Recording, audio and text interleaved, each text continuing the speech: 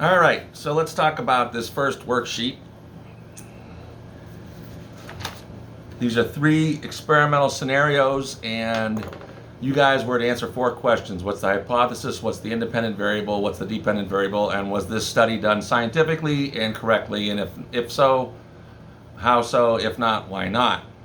So, first situation as Arlene wanting to see if painting colors of offices blue in terms of clerical staff will make them more productive than painting the offices and walls yellow. Arlene's hypothesis is her prediction. A hypothesis is always a testable prediction. What do I think is going to happen? And then the experiment is either to prove me right or prove me wrong. If I'm proven wrong, we call that a null hypothesis. If I'm proven right, then it becomes potentially a theory if it's replicated. So, hypothesis, Arlene says that I think the color blue will make my employees more productive in the clerical staff. They will complete more projects in the next 3 months with the color blue. Independent variable is the paint color. That's what she's manipulating.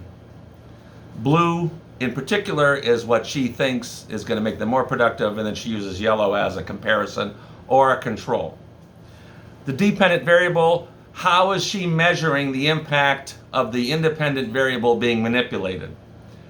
That's always going to be the case. The dependent variable is dependent on the independent variable. So, it's the number of projects completed based on blue paint or based on yellow paint. Was this done properly? Absolutely not. And as many of you probably guessed, you can't compare the, I think it's public relations department to the sales department. The work might be different, the rate of work might be different, the kind of work might be different, and the amount of work might be different.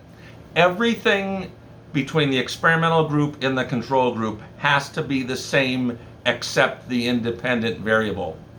Only then can you judge a difference in the results being the dependent variable, as due to the independent variable, and say that that's a cause.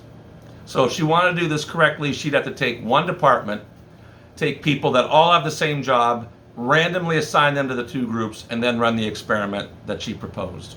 Second one. This is also, by the way, this second one, John is proposing that when people are frustrated, they will not be aggressive, or they'll wait longer to show aggression if the person that they're aggressing against, if they perceive them of a higher socioeconomic status. It does a great job making this operational. Operationalizing your variables means making it observable and measurable. He takes frustration and aggression, which could be very broad topics, and makes it simple. The time it takes me to beep. If I'm sitting in the car waiting and getting angry, that's frustration. Frustration is a particular kind of anger that occurs when somebody stops us from achieving a goal, from doing what we want, namely sitting there behind a light. The other day I was in a big hurry. I needed to go to an ATM. Somebody in front of me went to the ATM, and then they seemed to be writing something, and they were taking forever, and I thought, well, they must be making a deposit or something. So I sat there for a good 2 or 3 minutes. For my timetable, that was very valuable time. And then all of a sudden they drove away. They just didn't care that I was behind them. So I was pretty frustrated. All right. So, what's the hypothesis? John, it's right in the last sentence. John thinks frustrated people will suppress their frustration and aggression when the person causing the frustration is of high socioeconomic status. That's what he thinks. That's what he's trying to prove. Independent variable, the cars. Type of car. He uses a new Mercedes to represent high socioeconomic status, and an 83 Volkswagen, beat up old Volkswagen, to represent low. Now, some students have said in the past, well, you don't know if that person driving the Volkswagen, they might have $1 million. Yeah, they might. But our perception in general is people that drive old beat up cars don't have money, and people that drive brand new Mercedes do. And usually that's the truth. So that's what he's manipulating between the 2 groups. Dependent variable, how long it takes to beep. How long after the light turns green does it take for the car behind his car to beep? And he has somebody sitting in the passenger seat timing this. Was this done properly? As you may have guessed, no. And the big problem here is time of day. He has the one car from 1 to 3, the other car from 3 to 5. 3 to 5 is probably going to be rush hour. I know it is in Jamestown, as much as they do have a rush hour. It's around 3 o'clock. It's the end of first shift. It's when you do have the most traffic in the daytime. So people might just be responding at 3 to 5 as much because of the traffic as it is because you're taking a long time to move when the light turns green. 1 to 3, less traffic. Again, everything has to be exactly the same except the independent variable. So he'd have to do this, the different cars, same day of the week, same time of day. He could alternate, in same location too, by the way. He could alternate weeks. So this Monday I do the Mercedes at 3 o'clock from 3 to 5. Next Monday I do the Volkswagen. But everything has to be the same except the type of car.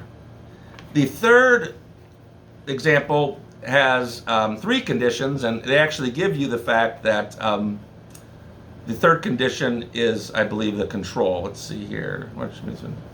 Oh no, the first condition is the control. The first condition, where the athletes get no special treatment, is the control group. So they have she has 2 experimental groups. One with the subliminal unconscious sleep tape, which she's hoping is the one that makes him perform the best, and the other one is low-dose steroids. So, what is Rita's hypothesis? She thinks unconscious sleep training is superior to other forms of training in preparing athletes for a competition. In this case, it looks like some kind of an Olympic competition. What is the independent variable? The type of training. Control group, no training, nothing special other than the way they normally train. The second group was well-regulated diet, low-dose steroids. The third group was the unconscious sleep preparation. The type of training is the independent variable. Dependent variable, how's she measuring success or failure? How many medals each group wins at the next competition?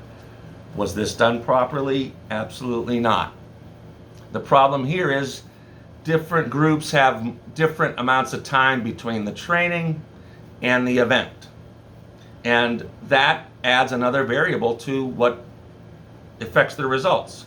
You know, if in the Super Bowl, each team, the AFC champ and the NFC champ, they get 2 weeks to prepare for the Super Bowl. If the NFL, if the league said next year, well, we're going to give one team 2 weeks between their championship game and the Super Bowl, and the other team 1 week between their championship game and the Super Bowl, the one team would raise a red flag, and they would never be able to do that because you're giving the one team an advantage of 2 weeks of practice or 2 weeks of rest as opposed to 1 week of practice or 1 week of rest. That is unfair. Everything has to be the same.